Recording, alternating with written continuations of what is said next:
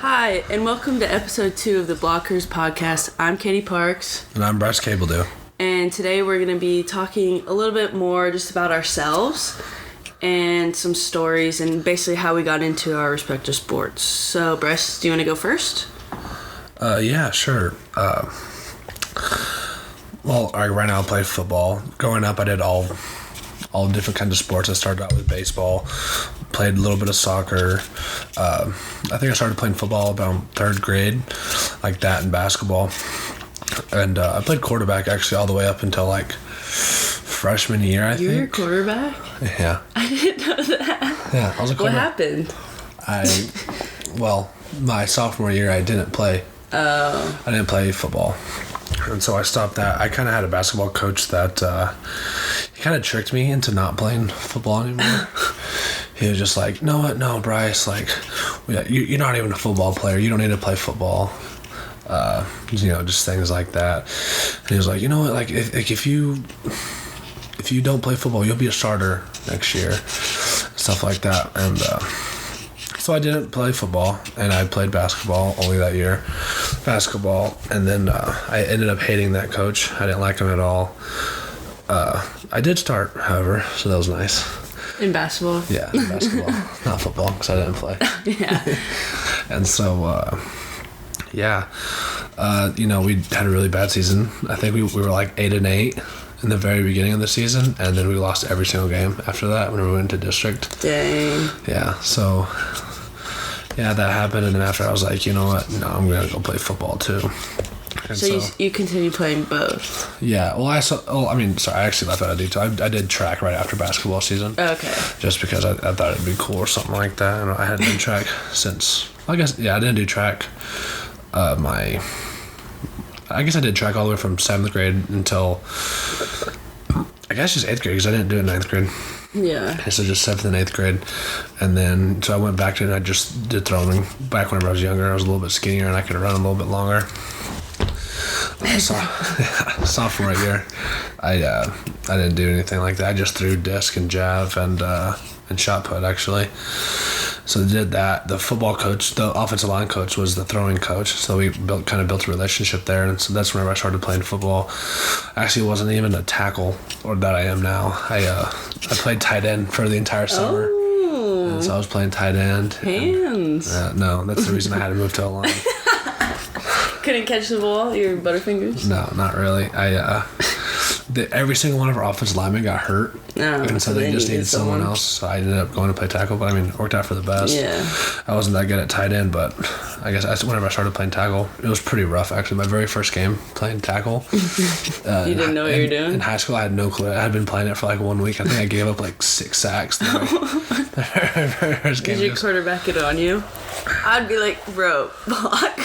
No, it was, the entire offensive line was pretty crappy until the end of the year, and then my senior year we did fine. We all had like good collaboration and everything like that, and I was so my junior year and senior year I was playing football, and then I guess my junior year I got my first offer to play at Eastern for basketball or football. Okay. And then I got a couple other offers to play basketball my junior year. And then after my senior year football season, that's whenever I was able to like start talking to coaches. Like actually D1 coaches were starting to hit me up. Like UCLA came out and they like talking to me, stuff like that. But like I said, I was pretty little, like compared to like other people. I only didn't weigh as much as I do now. Yeah. So like you're talking to me, he's like, no, you're just too small. That happened to me for a couple other schools, and then UNM offered me, and then Texas State offered me, and then I was about to commit to UNM. It was like January. So pretty late. Yeah, very late. So signing, like the last signing day you could sign is like February something, like the first week of February. Mm-hmm. And so, I just... what you call it? You came on a visit here? Yeah. So it was. I was actually in a hotel for a basketball tournament, and the offensive line coach, he hit me up and was like, "Hey, like, how are you? Yada yada yada." We talked on the phone for a little bit, and then I ended up going to official visit here at Kansas, and then I actually committed on the very first day. Like I was like, I know I don't want to mess around with this offer. I'm just gonna commit.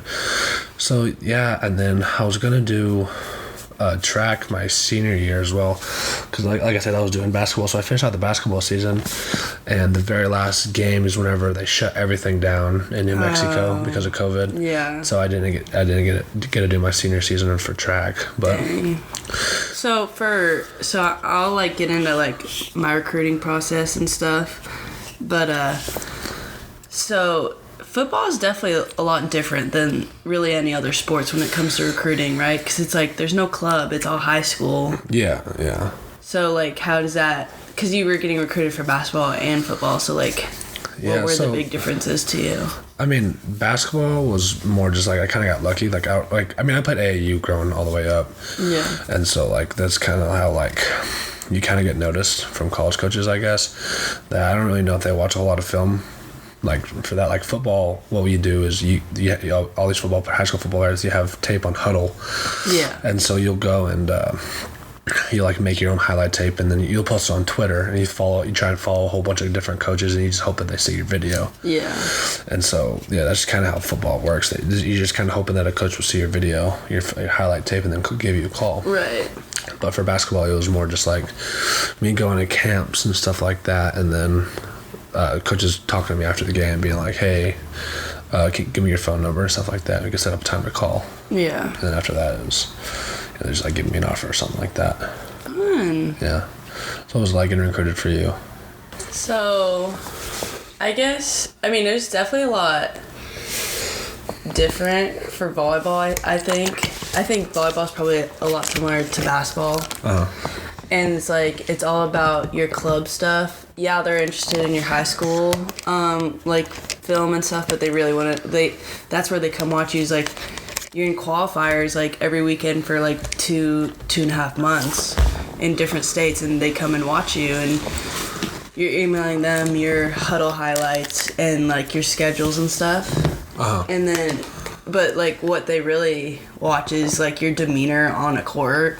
If you're a good teammate, if you're not only like talented but also like bring other things to the team other than talent, just a good teammate. And then so it was actually really interesting. At first I was like, oh no, I just want to go somewhere far. I want to go to California. Like I was like set on going somewhere like warm California. And obviously I grew up like 25 minutes away from here.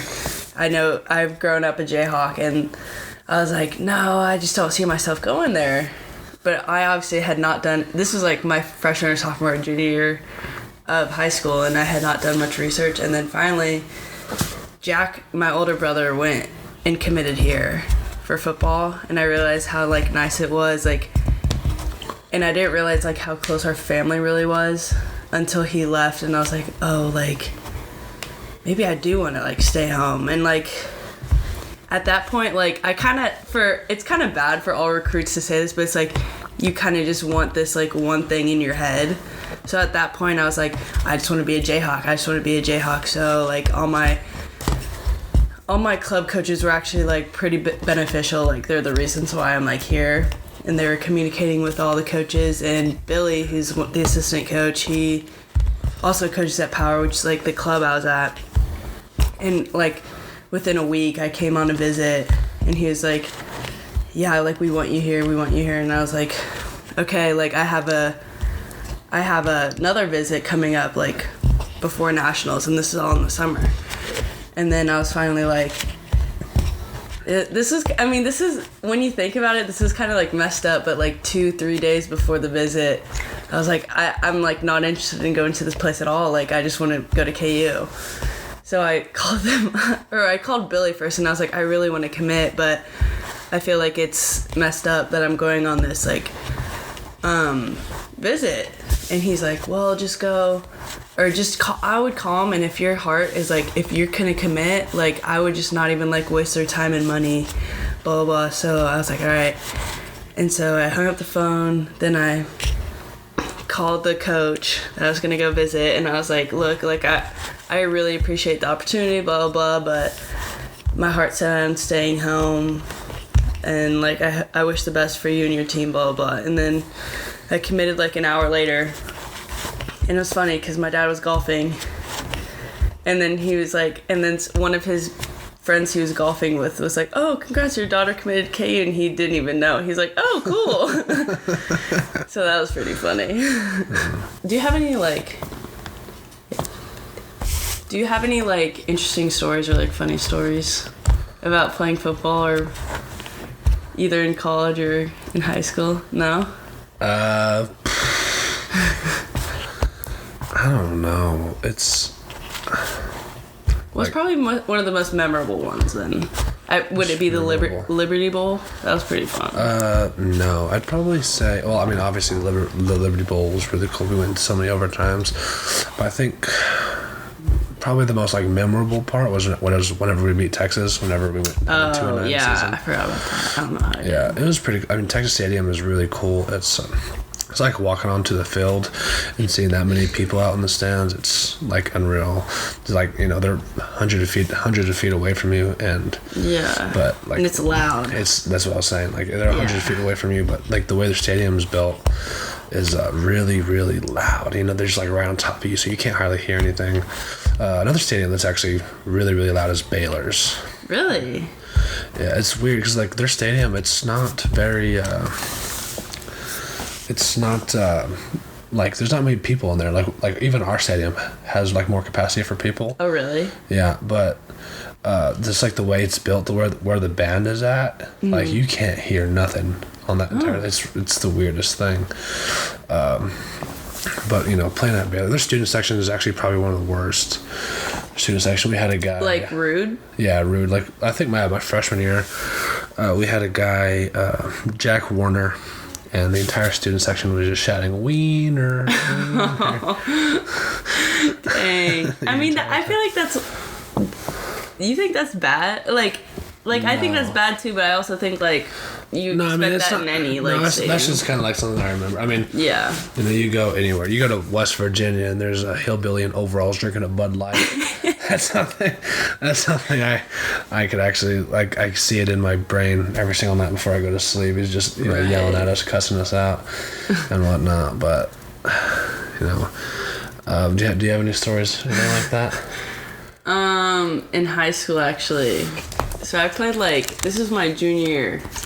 And in Kansas, for volleyball, all the best teams are invited to this Sunflower Slam, which is... all the best teams, they play. It's like a tournament style, but you only play one game, and they're all televised. So it's a big thing, and it's all at this one school, and it's the very first game of the year.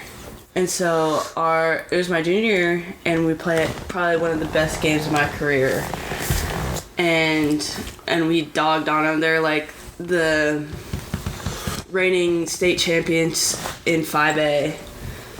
And we just won state the previous year too, but we were like, there's this girl bigger than me, 6'5", 6'6", committed to Louisville.